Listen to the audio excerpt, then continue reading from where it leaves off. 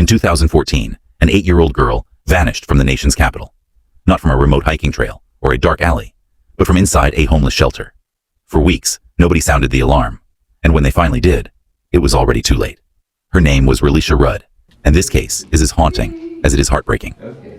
Relisha was born on October 29, 2005, in Washington, D.C. Life wasn't easy for her or her family. By 2014, she lived with her mother, Shamika Young, her stepfather, and her siblings inside the D.C. General Family Shelter, a former hospital turned temporary housing facility. The shelter was overcrowded, underfunded, and dangerous. Crime and neglect were constant complaints from the people forced to live there. And in this environment, Relisha stood out. She was bright, bubbly, loved school, and had teachers who looked out for her. But life at the shelter also meant relying on staff members for favors. And one staff member in particular would become the center of this tragedy. Khalil Tatum was a 51-year-old janitor at the shelter. Married, well-liked by some residents, but hiding a troubling past. Tatum took a special interest in Relisha. He bought her gifts, took her to outings, and became close with her mother. On the surface, this might have looked like kindness, but to others it raised red flags. Why would a grown man with no family connection be spending so much time with a little girl from the shelter? On February 26, 2014, hotel security cameras captured Relisha walking down a hallway at a Holiday Inn Express in Northeast D.C. She was with Khalil Tatum. This is the last confirmed sighting of her alive. After that day, Relisha stopped showing up at school.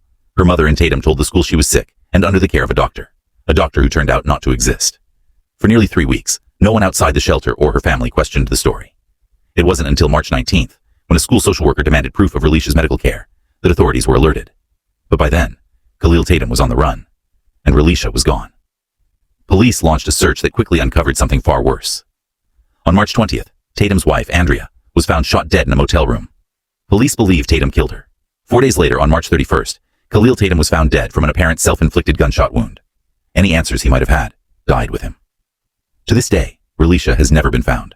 Investigators believe the most likely scenario is that she was killed shortly after she was last seen.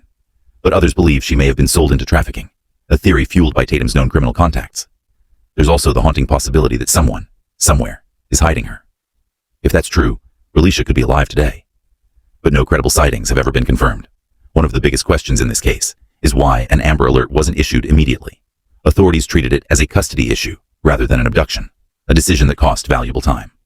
Critics point to systemic failures, poor communication between agencies, slow responses, and a lack of urgency for a child from a marginalized background. Relisha Rudd would be 19 years old today.